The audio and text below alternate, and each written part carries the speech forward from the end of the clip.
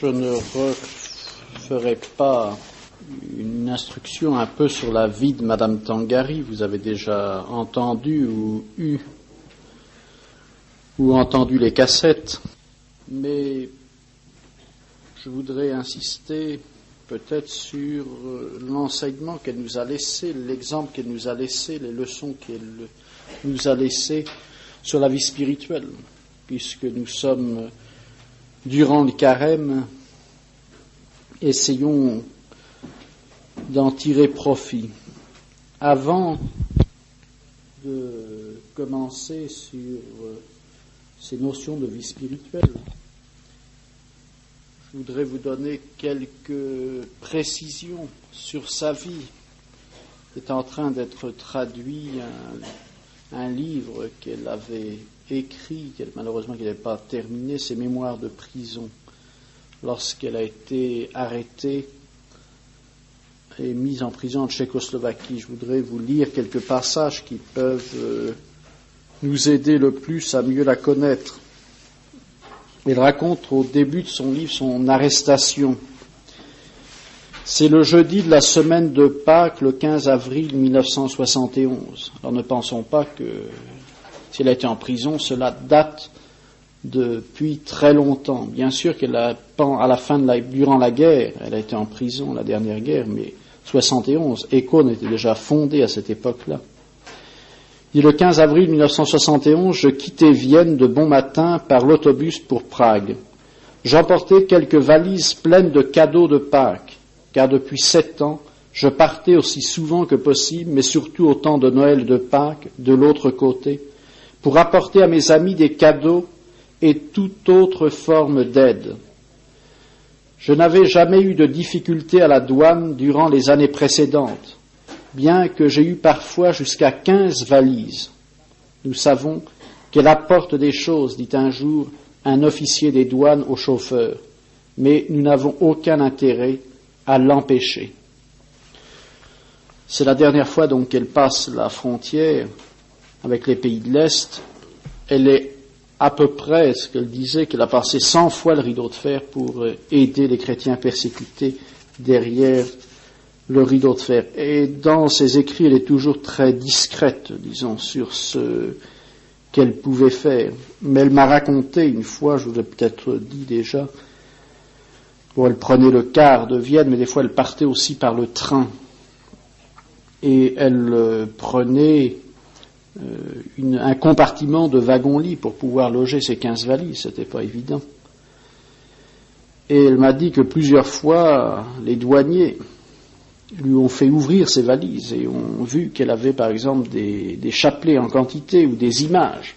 Alors des paquets entiers d'images de la Sainte Vierge, de saints. Il prenait une image et lui disait pas plus de 10.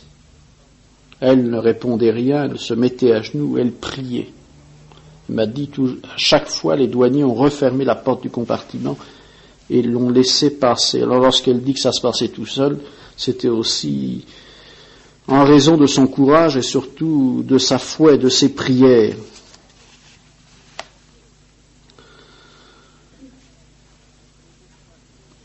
Ce jeudi matin, je n'arrivais, comme tant d'autres avant et après moi, que jusqu'à la frontière tchèque. Là eut lieu un contrôle rapide et minutieux, après lequel on m'enleva mon passeport, mon argent et toutes mes affaires. L'autobus pour Prague, presque vide, reçut le signal du départ. Une voiture de police prit sa place, des policiers en civil très nombreux, comme jaillis de terre ou d'une pochette surprise, en sortirent et m'entourèrent. Je regardais de l'autre côté de la frontière autrichienne, si proche, si abordable, pourtant inaccessible désormais pour moi. Je compris la douloureuse signification du rideau de fer que j'avais à peine remarqué les années précédentes et qui était cependant toujours là.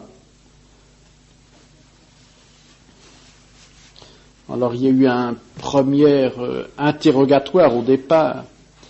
Elle dit, ils me posèrent d'étranges questions, si j'étais religieuse, si j'avais jamais possédé un titre de noblesse ou des décorations d'ordre nationaux ou ecclésiastiques, où j'avais appris mes connaissances en langue étrangère, à quelle organisation j'appartenais quelles personnalités de Rome et du Vatican je connaissais, et d'autres du même genre. Je répondis que j'étais une femme mariée, comme l'attestait mon passeport, que je n'appartenais à aucune organisation, que j'avais appris les langues par l'étude et la pratique, que je ne possédais ni titre de noblesse ni décoration et ne connaissais aucune personnalité. À certains intervalles de temps, d'autres personnes me posaient à nouveau les mêmes questions auxquelles je donnais toujours les mêmes réponses. On rédigeait un procès-verbal de tout cela et je devais en signer chaque page ainsi que ses copies. À mon grand étonnement, on me dit enfin que j'étais gravement soupçonné d'activité antinationale et qu'il fallait donc m'emprisonner. Car, dit textuellement le juge d'instruction, on était absolument certain qu'une libération conduirait à une tentative d'évasion.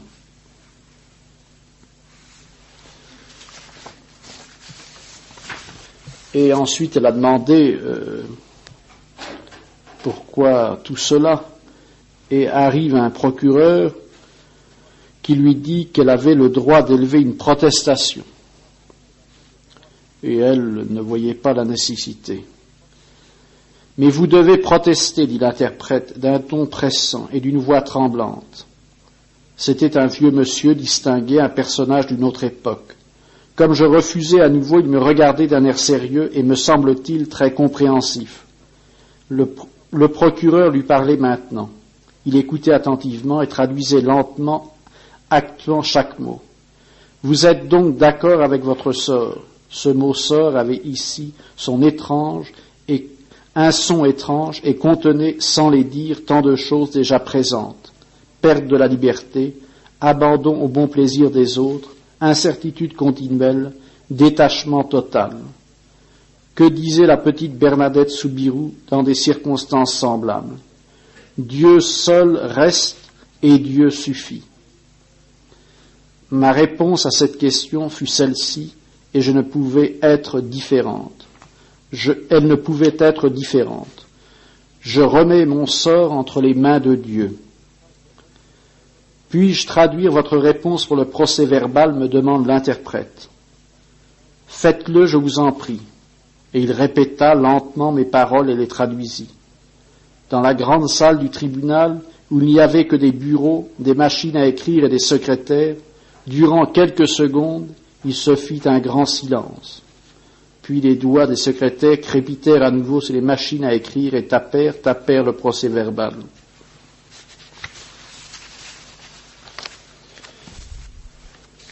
Un autre passage significatif, c'est dans la période donc des interrogatoires.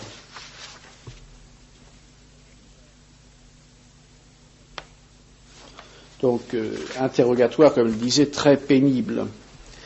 Et il raconte un petit fait à la suite d'un interrogatoire. Elle retourne donc dans sa cellule où il y avait plusieurs personnes. 5, 6, 7, 8, jusqu'à 9 personnes. À mon retour, 4 pères Dieu m'interrogeaient. Et lorsque la porte fut close, Ivanka demanda « Doma ». À ce seul petit mot « Doma », je n'ai pas entendu plus souvent un autre mot dans la prison, Doma, à la maison. Non, Ivanka, pas Doma. Sur le lit de Slavinka se trouvait ma gamelle avec la ration de midi. Je ne pouvais rien avaler. Ivanka jeta le contenu dans les latrines. Seulement, à ce moment-là, je remarquai qu'il y avait encore autre chose sur le lit. C'était un tout petit rosaire composé de 10 petites et de 2 grandes perles de papier aluminium. Je n'en croyais pas mes yeux. Ô Slavinka, 1000 fois merci. Remercie plutôt Madame le professeur, car c'est elle qui a eu l'idée et qui a fait la plus grande partie du travail. Nous avons seulement recueilli le papier d'aluminium et Ivanka a donné les fils de son drap de lit déchiré. Le travail n'est pas parfait, car nous avons dû nous dépêcher pour pouvoir terminer avant ton retour. Nous voulions te faire la surprise. Ainsi tu pourras prier plus facilement tes rosaires. J'étais profondément ému de cette touchante attention et je les remerciais toutes. Fais attention cependant, dit madame le professeur. Il ne faut pas que les gardiennes le découvrent, sinon il pourrait nous arriver malheur. Il nous était absolument interdit d'avoir un objet sur nous, un tel objet sur nous. Pas de problème, dit madame Kapulka. La Mère de Dieu a voulu vous donner ce rosaire le jour de sa fête. C'est pourquoi il passera tous les contrôles. Lorsque vous aurez recouvré la liberté, apportez-le à Fatima en remerciant et priez pour nous. Ce petit fait du rosaire est émouvant. D'une part, Madame Tangarik, dans ses mémoires, est très discrète. Elle ne parle pratiquement pas d'elle, il n'y a que très peu d'extraits. Et on voit si ces femmes qui étaient emprisonnées avec elle lui ont fait un chapelet, c'est bien qu'elle se rendait compte qu'elle priait constamment le chapelet. Elle lui parle, tu pourras prier plus facilement tes rosaires. Donc ils avaient remarqué qu'elle priait beaucoup. Ils avaient fait avec du papier d'aluminium, celui qui est autour du chocolat, donc ce qu'ils pouvaient avoir en prison avec les moyens de bord. Et j'ai vu ce chapelet, elle l'a ramené quand elle a été libérée. Elle l'a conservé longtemps. Elle avait fait un petit cadre, comme on met pour des reliques. À l'intérieur, il y avait ce chapelet. Et lorsque je l'ai accompagnée, la dernière fois qu'elle a été à Fatima, ça devait être en 86, elle a pris avec elle ce chapelet et elle l'a déposé. Il me semble que c'est sur la tombe de Jacinta, de Jacinthe à Fatima. Encore deux autres passages. Alors c'est encore à l'occasion d'un interrogatoire. Sur la table se trouvaient tous les cadeaux de Pâques que je voulais apporter à mes amis. Vous avez apporté énormément de choses, me dit-il.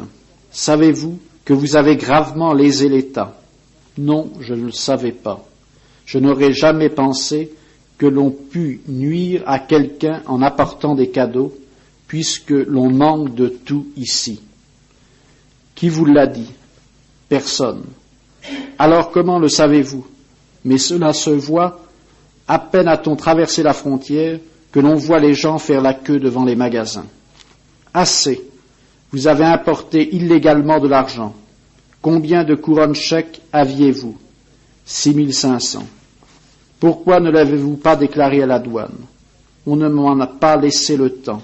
On m'a simplement tout pris immédiatement. Et lors de vos précédents voyages, n'avez-vous pas eu le temps de tout déclarer?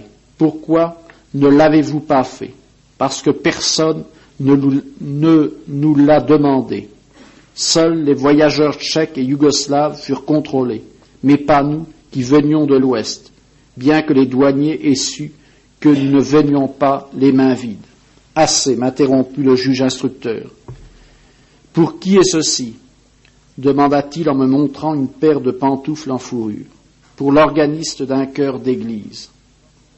Il voulait savoir son nom et son adresse. Je l'ignorais.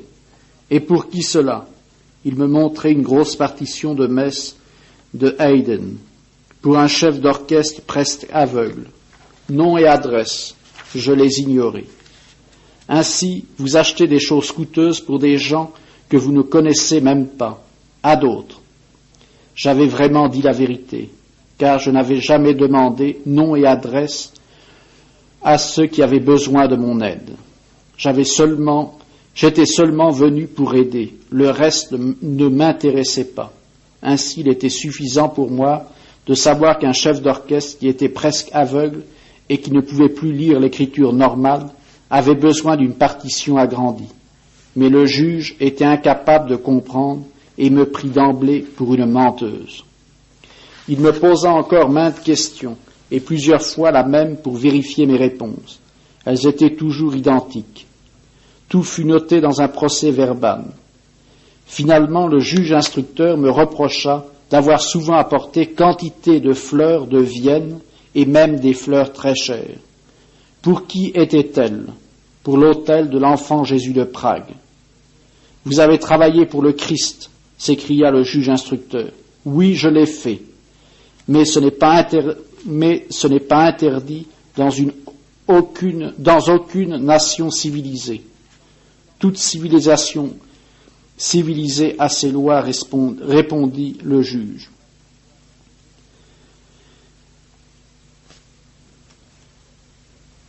C'est qu'elle l'a porté à chaque fois qu'elle allait à Prague, elle avait confié tout son apostolat pour aider les fidèles, et spécialement les prêtres derrière le rideau de fer, à l'enfant Jésus de Prague. Et elle n'oubliait jamais, lorsqu'elle allait à Prague, de porter des fleurs. Et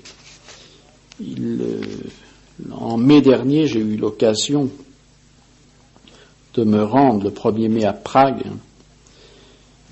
J'ai voulu ramener quelques souvenirs de cette chapelle de Prague. Pratiquement, il y a rien, quelques cartes postales et un petit dépliant où on représente l'enfant Jésus de Prague avec des habits divers.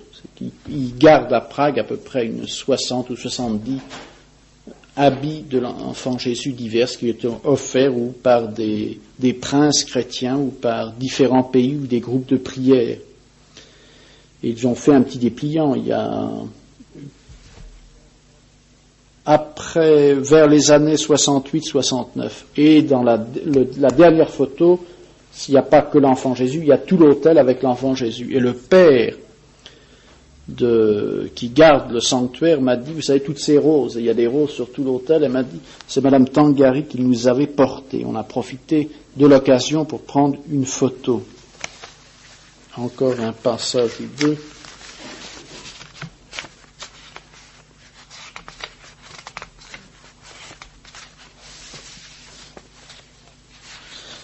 Allez, ensuite on arrive au véritable motif, donc dans les interrogatoires de son arrestation.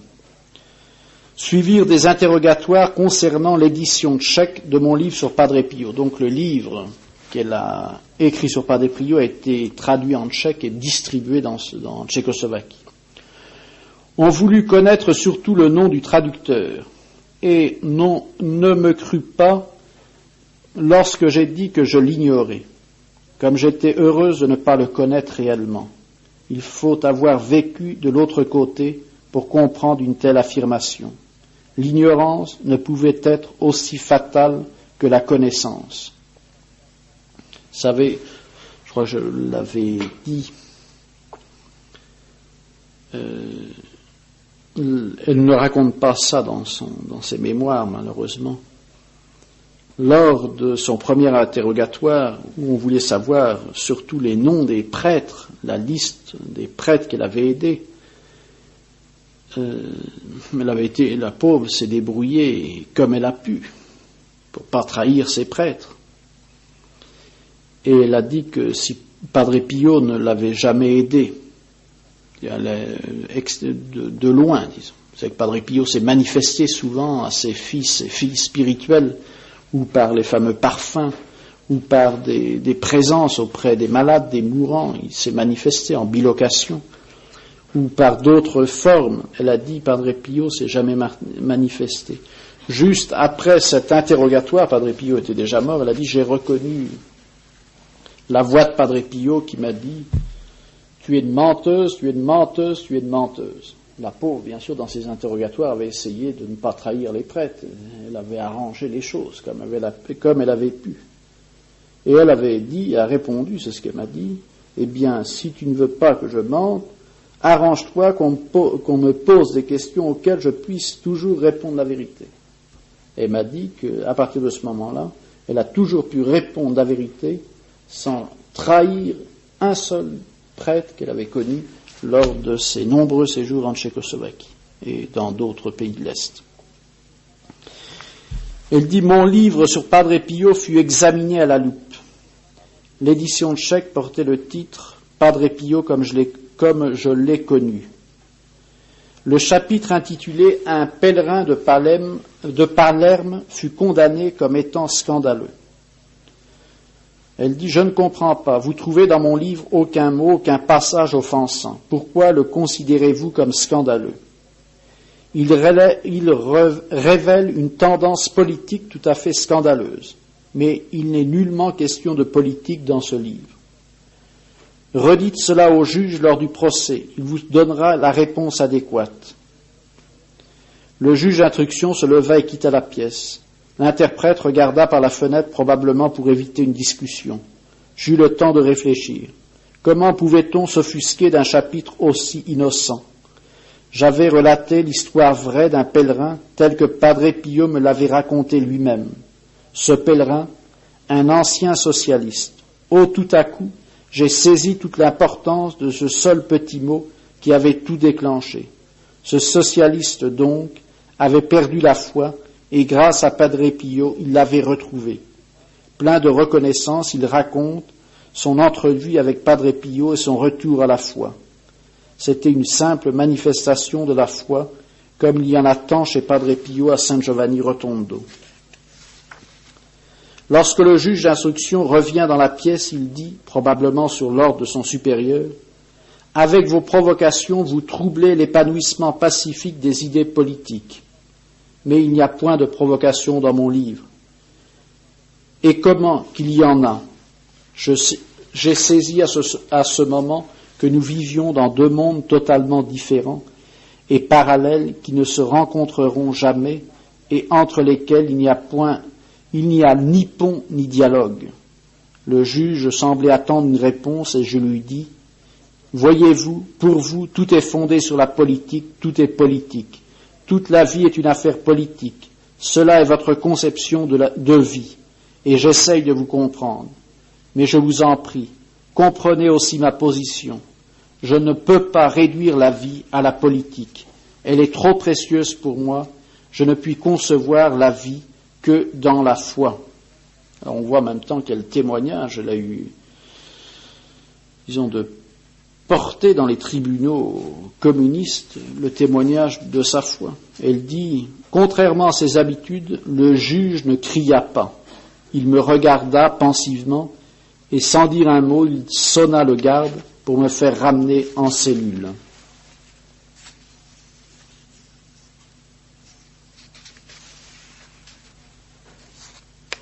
Et ensuite,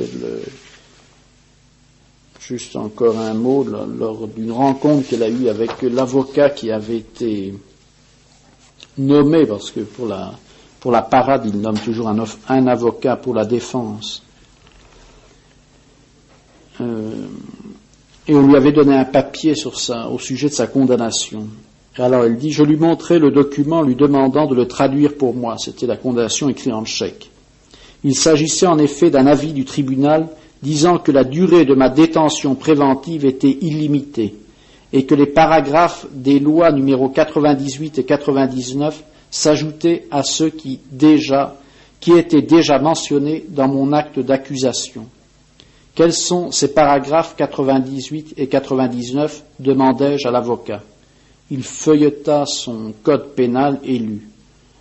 Paragraphe 98. Renversement du gouvernement. Paragraphe 99. Grave offense à l'Union soviétique. Suivant les cas, il faut prévoir pour les deux une peine d'au moins 10 ans. Cette accusation me paraissait tellement absurde que je n'en mesurais pas toute l'ampleur. Elle n'avait pas de sens. Je compris pourtant que c'était le résultat des interrogatoires précédents. Ce qui m'étonnait, c'est le fait qu'on attribuait un tel danger à mon livre innocent sur Padre Pio. C'était incompréhensible pour notre mentalité. Voilà donc quelques faits sur la prison en Tchécoslovaquie qui peuvent nous faire comprendre, nous éclairer un peu sur sa personne. Puisque nous sommes dans ce temps de préparation à Pâques, de ce temps de carême, je vous donnerai quelques points. L'exemple qu'elle nous a laissé, surtout ce qui concerne la vie spirituelle, ou les leçons qu'elle a pu nous laisser. D'abord, la vie de prière. Bien sûr, on est étonné, on est dans la vie de Madame Tangari, ces moments de prison, de condamnation à mort.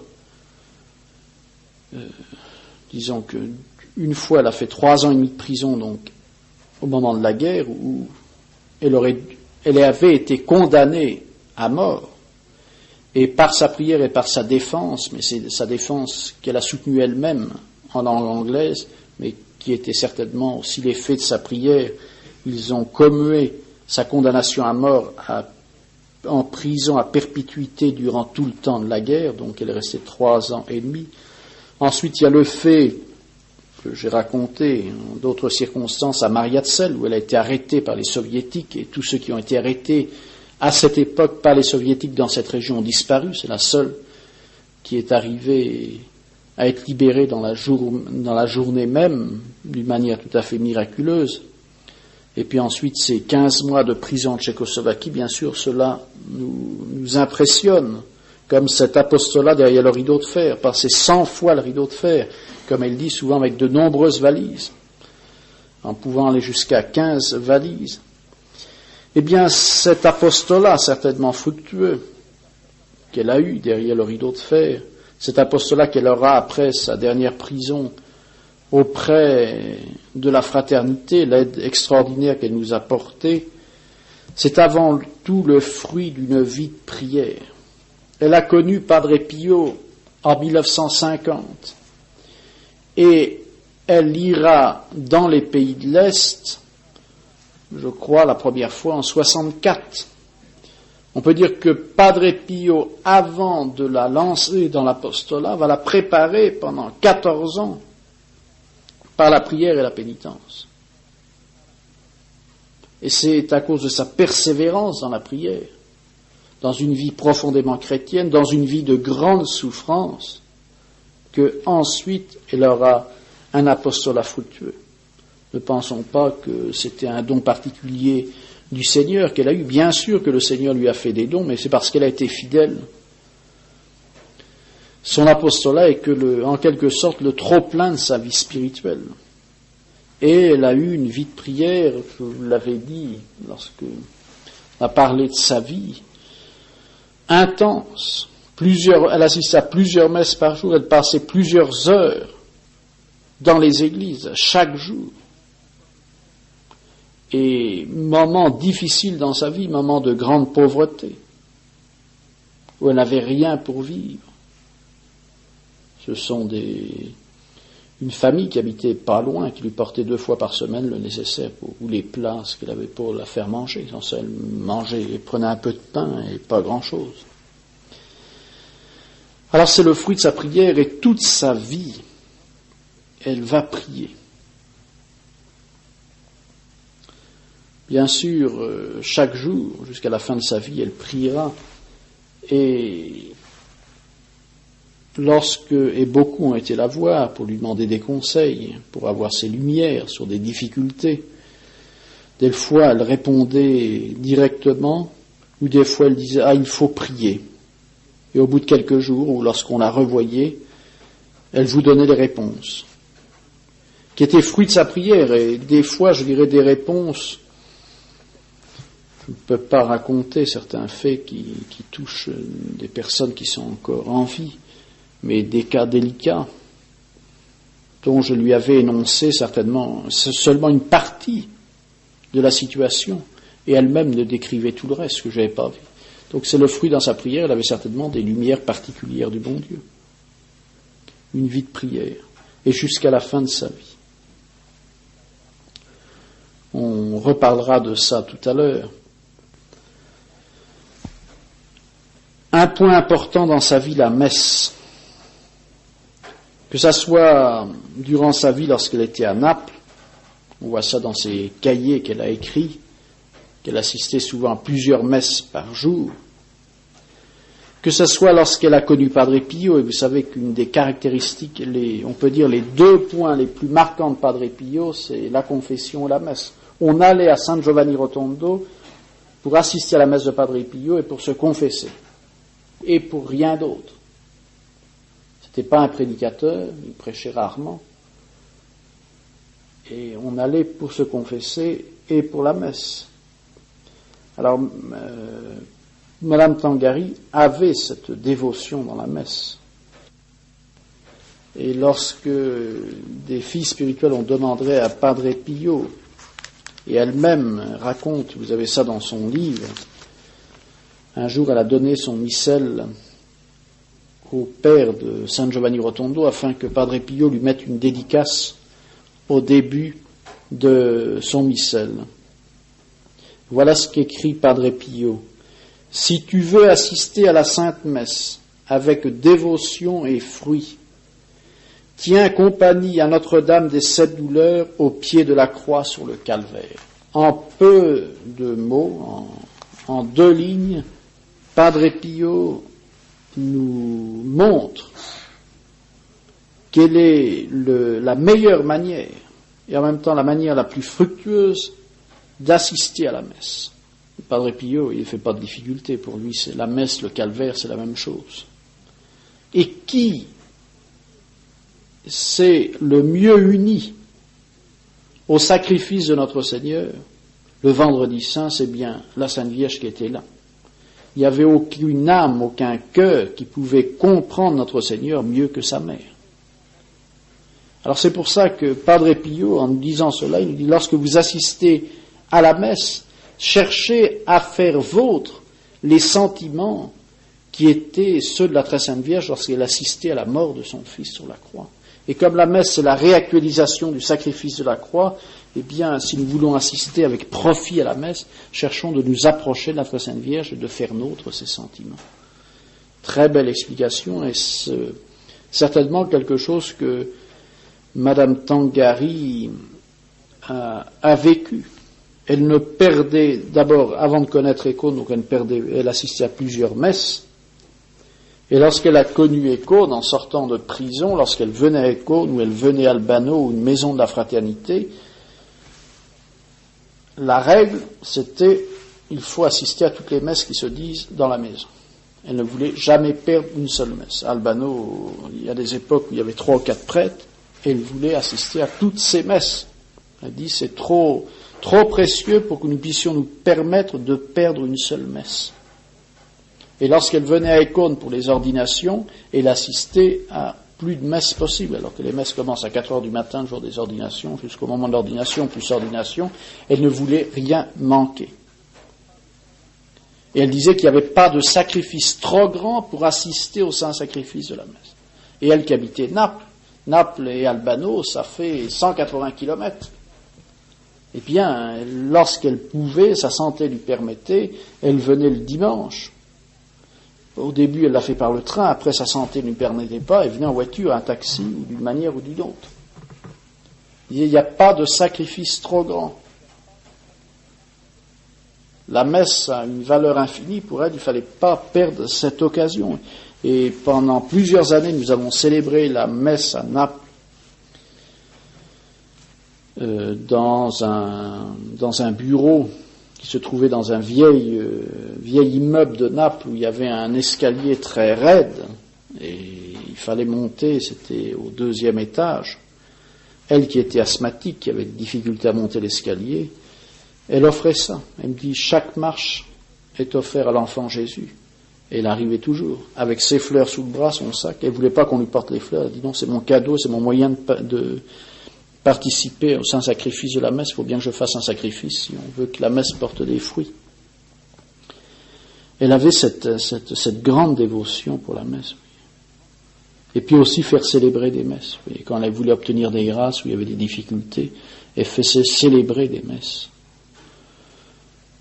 Il est difficile de raconter encore actuellement, parce qu'il vit encore, les difficultés qu'elle a eues avec son mari, qui l'a quitté pratiquement en 1950, eh bien, n'a jamais cessé de prier pour la conversion de son mari.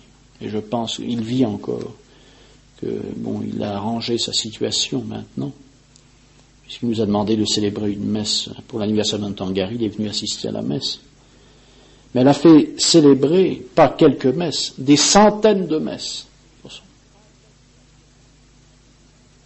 Il y avait des jours particuliers, entre autres, je ne sais pas pourquoi, mais le 6 août, le jour de la transfiguration, surtout si ça tombait un premier samedi du mois. Je me rappelle une année, elle avait toutes les adresses des prêtres de la tradition, elle a fait célébrer plus de 150 messes ce jour-là pour la conversion de son mari.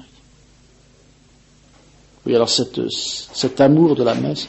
Puis ensuite, tout son apostolat, vous voyez, qu'elle a fait auprès de la fraternité depuis, on peut dire, de 73, 74, jusqu'à la fin de sa vie.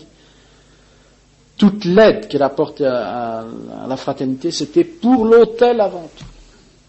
Elle a été d'une générosité inimaginable pour tout ce qui pouvait embellir l'autel, aider à la célébration du sacrifice de la messe. Donc, les chandeliers, le crucifix, les calices, les ciboires, les ornements, le linge d'autel. On pouvait lui demander, elle ne refusait jamais rien pour cela. On pouvait lui parler qu'il y avait des besoins, des religieux s'installaient. Vous dire que ça ne rentrait pas dans les oreilles. Mais vous demandez pour l'autel, n'importe où dans le monde, tout de suite elle faisait faire les ornements, et tout ça, elle envoyait ça tout de suite. Tout ce qui favorisait la messe.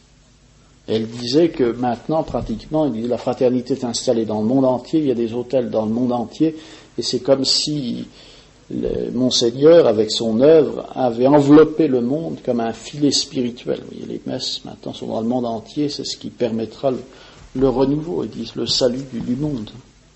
Alors cette très grande dévotion dans la messe, et cela doit nous aider bien sûr pour nous-mêmes, savoir profiter, assister avec les sentiments voulus à la Sainte Messe, et puis profiter, ne pas manquer de messe lorsque nous pouvons assister à la messe. Et même si cela nous demande des sacrifices. Elle l'expliquait très bien, elle a dit, mais qu'est-ce que c'est qu'une messe où nous assistons si nous ne portons pas notre part de sacrifice? C'est pour ça que d'une manière ou d'une autre, c'est les messes auxquelles elle assistait, où elle venait elle-même à Albano, ce qui lui faisait quand même un long voyage, où elle venait à Naples, ou lorsqu'on était chez elle, il fallait toujours qu'elle fasse un geste, ou pour la fraternité, en disant, c'est mon moyen de m'unir au sacrifice de notre Seigneur. Il faut que je fasse quelque chose chaque fois que j'ai la Sainte Messe. Alors lorsque nous plaignons que la messe des fois c'est loin, ou oui c'est vrai, mais c'est un moyen aussi, la messe est un sacrifice, c'est notre moyen de participer, de nous unir au sacrifice de notre Seigneur. Un autre point important dans sa vie, certainement, c'est la confession. On n'a pas le temps de lire, vous connaissez ça dans son livre, lorsqu'elle raconte, elle avait commencé à entendre parler de Padre Pio, elle n'avait pas encore rencontré Padre Pio, mais elle voulait se préparer à aller à San Giovanni Rotondo, ensuite c'était l'année sainte, ensuite elle est entrée dans le tiers-ordre dominicain. Elle avait décidé de faire une confession générale suite à ce qu'elle avait lu dans un livre qui parlait de Padre Pio. Et elle avait lu que Padre Pio faisait souvent réciter à ses pénitents la prière suivante. « Mon passé, Seigneur, à ta miséricorde. Mon présent, à ton amour. Mon avenir, à ta providence. » Et cela lui avait donné comme une force intérieure. Elle avait décidé de faire une confession générale de toute sa vie. Ce serait trop long à lire, mais il y a tout ce beau chapitre où elle raconte qu'elle va à Pompéi en pèlerinage pour faire cette confession. Elle avait connu un père il y a longtemps, ce Monseigneur Giliberti. Elle demande au sacristain de rencontrer, et le sacristain lui a dit, mais ma pauvre dame, vous savez, il y a longtemps qu'il ne confesse plus, il ne descend plus de sa chambre, il souffre du cœur. Alors elle, un peu pris, un peu surprise, revient pour faire remettre un livre à Monseigneur Giliberti. Alors elle revient à la sacristie, elle ne trouve plus le sacristain, mais elle trouve un prêtre. Elle donne à ce prêtre, lui demandant est-ce que vous pouvez porter ça, il vivait au-dessus dans la maison, à côté du sanctuaire. Alors le prêtre monte, et grande surprise, elle lui dit qu'il lui annonce que Monseigneur Giliberti va descendre la confesser. Dans la basilique, elle se met à côté du confessionnal. Un père rédemptoriste qui était au confessionnal à côté lui dit « Mais qu'est-ce que vous attendez ?» Mais j'attends, mon Serge Giberti, on lui dit, mais il y a longtemps, ça fait bien longtemps qu'il ne confesse plus. Et puis il descend, il la confesse, et il l'a dit lui-même que de cette confession générale de Mme Tangari, il a été guéri, puisqu'il a repris son ministère ensuite de confesseur dans la basilique de Notre-Dame de Pompéi. Ce qui est un exemple pour nous dans ce que nous dit Mme Tangari sur ses confessions. Elle dit de nombreuses confessions au Padre Pio, donc suivirent la première dont j'ai déjà fait mention. Elle dit, je me suis préparé à chacune d'elles par la prière. Vous voyez, elle se préparait à ses confessions, non seulement par un examen de conscience, mais par la prière. Elle raconte, je crois, dans un autre passage de ce livre, que souvent elle se préparait par une neuvaine à ses confessions. Elle faisait une neuvaine à Saint-Michel-Archange, et elle dit, ce fait très curieux, que lorsqu'elle allait se confesser à Padre Pio, vous savez que les confessions étaient très brèves, quelques minutes, on n'avait pas le temps beaucoup de parler avec Padre Pio. Lorsqu'elle faisait par exemple une neuvaine à Saint-Michel-Archange pour bien se confesser, se préparer à la confession, Padre Pio lui donnait comme pénitence une neuvaine à Saint-Michel-Archange. Alors elle n'avait rien dit à Padre Pio sur cette neuvaine. Et elle dit que d'autres pénitences qui se préparaient aussi par des neuvaines avaient souvent la même neuvaine comme pénitence. Mais elle se préparait toujours avec la prière. Et je pense aussi à un autre fait, c'est qu'elle savait ensuite, après la confession, non seulement faire la pénitence qui lui était demandée, mais aussi faire une action de grâce. Et je pense que ça aussi c'est important. C'est une leçon pour nous. Savoir remercier notre Seigneur des grâces que nous recevons durant la confession. Ne soyons pas ingrats, ne demandons pas toujours au Seigneur, et lorsque nous avons reçu, eh bien, nous oublions de remercier. Elle avait toujours ce fait de savoir remercier, nous aurons l'occasion d'en reparler, mais elle savait remercier. Et puis toujours se confesser avec régularité, une grande humilité, oui. Ensuite, certainement, ce qui marque dans sa vie, c'est cette confiance en la providence. Oui. Elle cite un fait, mais on pourra en citer bien d'autres dans sa vie.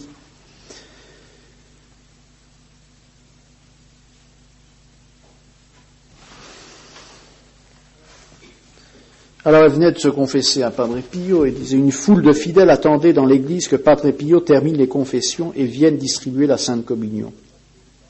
Je me plaçais moi aussi dans la file. Là, je m'aperçus que j'avais oublié ma bourse avec l'argent dans la voiture des amis avec qui j'étais venu à San Giovanni Rotondo pour me confesser, ayant l'intention de partir ensuite pour Naples avec le rapide de l'après-midi. Mais je demeurais sans argent. Quoique cette situation ne fût pas agréable, je ne voulus pas trop m'en préoccuper. J'étais encore trop prise par les impressions de la confession et je désirais uniquement faire une bonne préparation à la Sainte Communion. Pour le reste, je pourrais y penser après. Cependant, en cherchant mon rosaire dans ma poche, je trouvai quelques pièces de 100 livres. Pour les frais du voyage de retour, elles ne pouvaient suffire. Je pensais donc de les donner en aumône.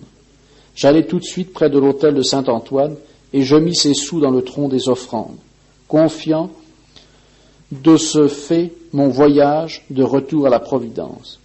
Et comme si la Providence avait seulement entendu mon petit acte de foi, je reçus peu après, de façon tout à fait inattendue, l'aide espérée. Mon amie, toute contente de cette rencontre inopinée à San Giovanni Rotondo, me dit « Si tu n'as plus rien à faire ici, viens déjeuner avec nous et nous pourrons ensemble retourner à Naples. Nous sommes seuls, mon mari et moi. Il y a donc bien de la place pour toi dans la voiture. Ce fut une belle surprise pour moi. » Bon, elle raconte que cette amie ne voulait plus retourner par Padre Pio, alors elle explique pourquoi elle était revenue.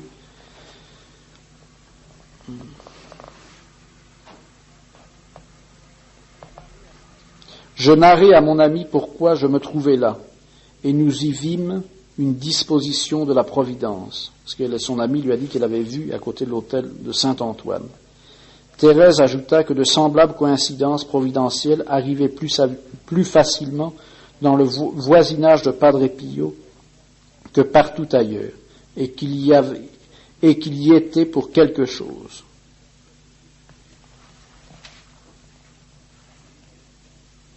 Alors il dit ensuite, nous eûmes ensuite la joie de voir Padre Pio dans le couloir du couvent. Nous lui souhaitâmes bonne Pâques, et il nous donna sa bénédiction.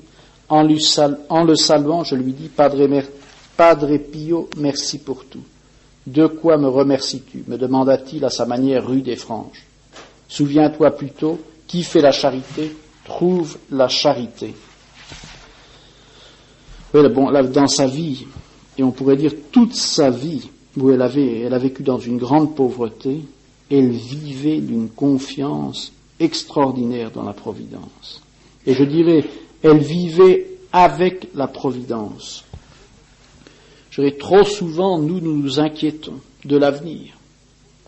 Il y a des difficultés, nous demandons comment nous allons arriver à résoudre ces difficultés.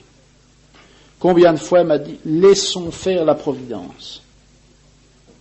Elle répétait, laissons faire la Providence. N'anticipons pas la Providence, laissons faire. Si le bon Dieu a permis que nous soyons dans telle ou telle situation, eh bien, il nous donnera les moyens de sortir de cette situation. Alors, c'est facile à dire, c'est plus difficile à vivre. Et on peut dire qu'elle a vécu de cette confiance en la Providence. Pour sa vie de tous les jours. On pourrait citer des tas de faits. Je me souviens de la dernière année de sa vie, une de nos fidèles de Naples, un jour, sachant qu'elle ne mangeait jamais de viande, mais a été lui porter un poisson.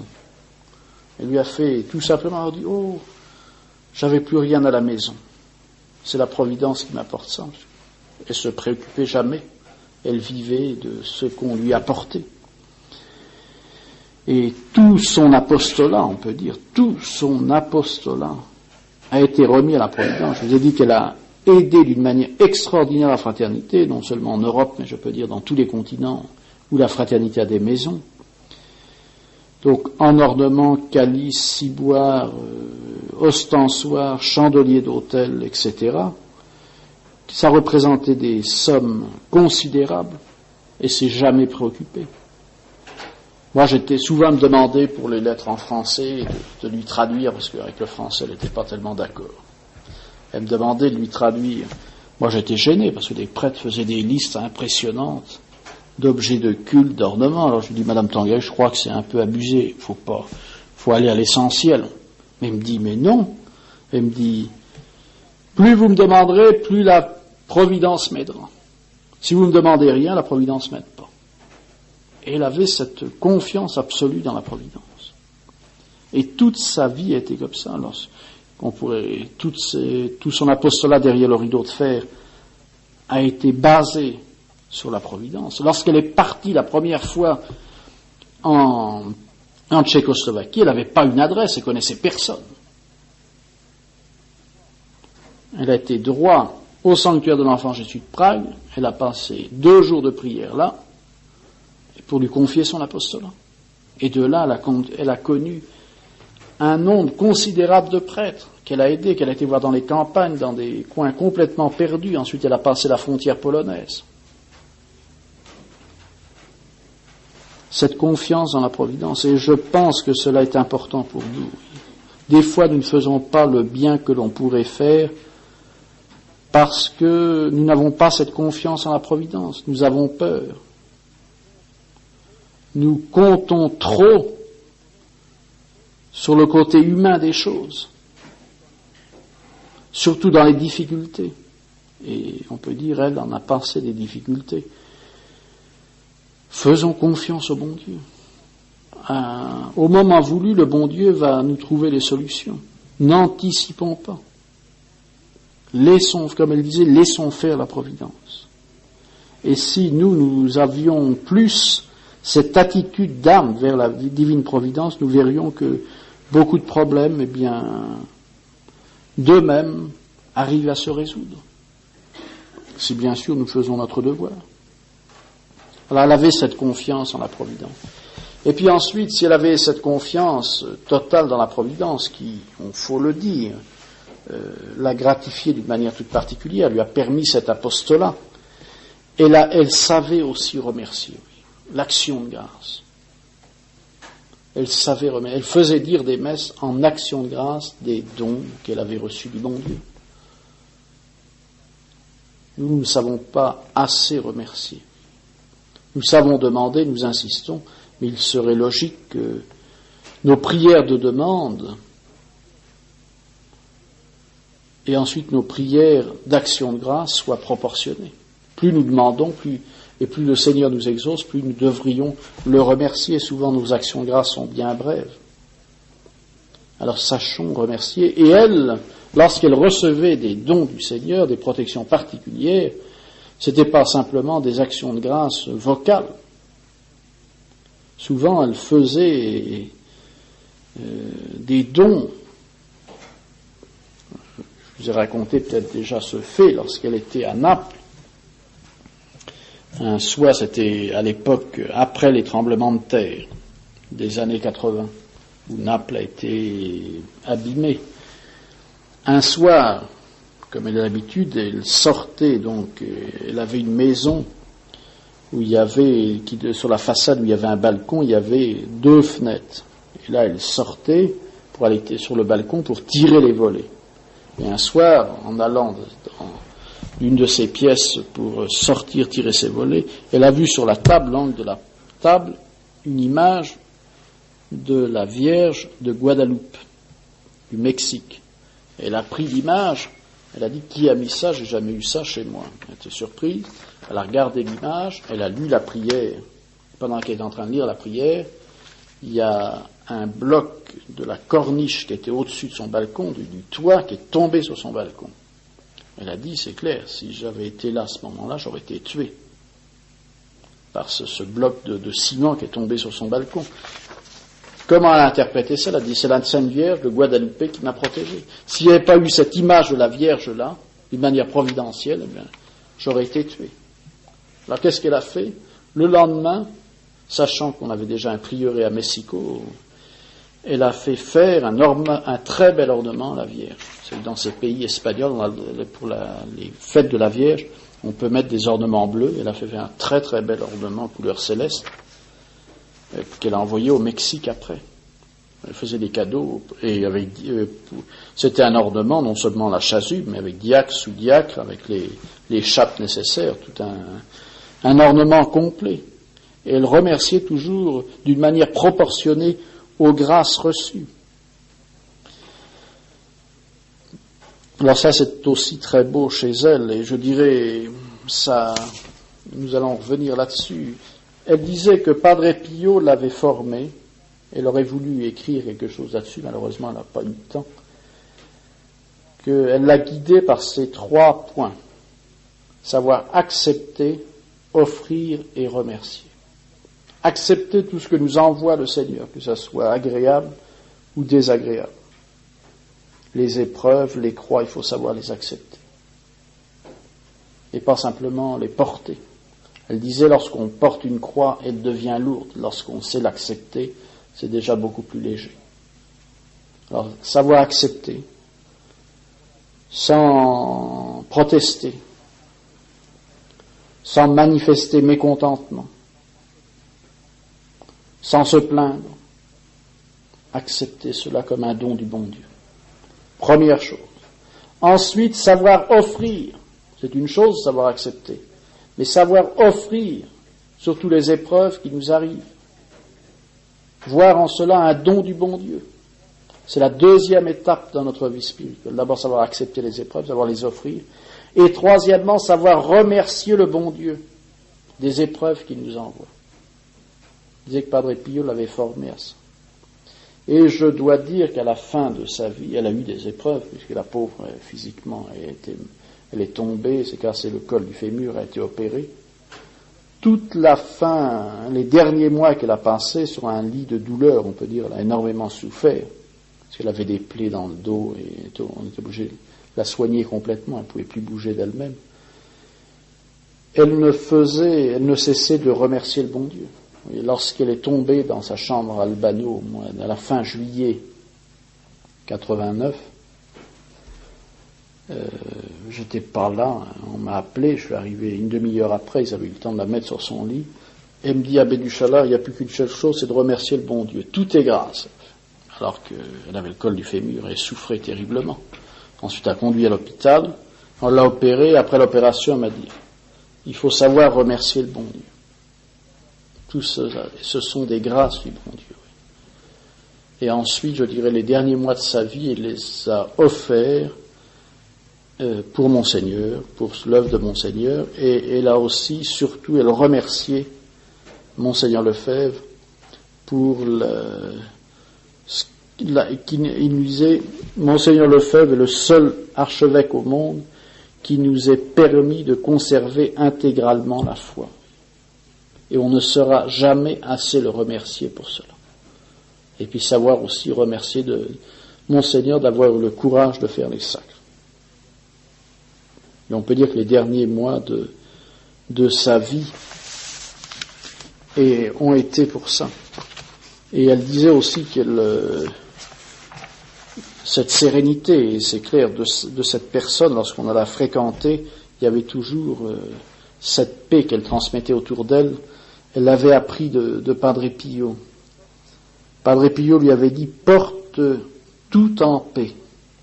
Quoi qu'il arrive, il faut le savoir accepter et conserver cette paix de l'âme. C'est sûr que savoir garder la paix dans son âme, quoi qu'il arrive, montre déjà, bien sûr, une élévation dans la vie spirituelle. Ne pas se laisser troubler par les épreuves. Bien sûr que souvent, lorsqu'on a des épreuves, dans un premier moment, on est troublé. Il faut un certain temps pour retrouver la paix intérieure. Eh bien, Padre Pio lui avait dit, porte tout en paix. Quoi qu'il arrive, il faut conserver la paix. Nous savons que sans la paix dans l'âme, bien sûr, il n'y a plus l'union avec Dieu. Tout devient plus difficile. Et c'est certainement une des leçons qu'elle a su nous donner. Alors je crois qu'il faut essayer, comme disait M. l'abbé Marais, souvent on parle des saints, et on lit la vie des saints, on dit ils ont vécu une autre époque. Madame Tangari, ça fait un peu plus d'un an qu'elle nous a quittés. Elle a vécu au milieu de nous. On l'a vu prier. Et puis on l'a vu accomplir un apostolat tout à fait extraordinaire dans des conditions difficiles, avec des moyens humainement qu'elle n'avait pas. Donc le Seigneur l'a aidée d'une manière tout à fait exceptionnelle. Et il ne faut pas croire que parce qu'elle a fait cet apostolat, qu'elle n'avait pas de difficultés. Elle m'a dit une fois, justement c'était la première prison qu'elle a faite pendant la guerre, qu'il y a entre autres une période où la prière lui était très difficile. Elle avait du mal à prier, mais elle a persévéré dans sa prière. Alors, qu'elle soit pour nous un modèle, un encouragement. Et puis, je crois qu'on peut lui demander de nous aider. Nous pouvons la prier. Et je pense qu'elle a déjà obtenu un certain nombre de grâces. On a eu quelques témoignages. Si elle a fait du bien sur cette terre, et on ne saura jamais à combien de personnes, parce qu'elle était très discrète. Elle avait une énorme correspondance, et elle recevait, les dernières années de sa vie, elle passait une partie de sa journée au téléphone. On lui téléphonait pour avoir des conseils pour les gens en difficulté, voulait lui demander ses prières. Et on ne saura jamais, on ne connaît pas tout ce qu'elle a fait, surtout derrière le rideau de fer, où elle n'a laissé aucun papier pour que ses prêtres ne puissent pas être trahis. Alors si elle a fait tout ce bien sur cette terre, je pense qu'elle ne peut que continuer au ciel pour nous. Alors elle a connu la tradition, elle a vécu au milieu de nous. Les temps sont difficiles, le risque est encore difficile. Elle a toujours gardé cette tranquillité, cette sérénité. Face à tous les événements, tout ce qui est arrivé à Écône. Toujours la même sérénité, la même paix. Sachons lui demander de nous donner aussi cette paix, cette sérénité dans les événements, pour être fidèle à notre foi. Ce qu'il disait, Monseigneur nous a donné cette possibilité de garder intégralement la foi. La foi, c'est un don, et un don de Dieu, et la foi ne peut être qu'intégrale. On ne peut rien toucher à la foi, sans ça on perd la foi. Alors demandons-lui, dans l'époque où nous vivons, de nous aider à conserver sa foi.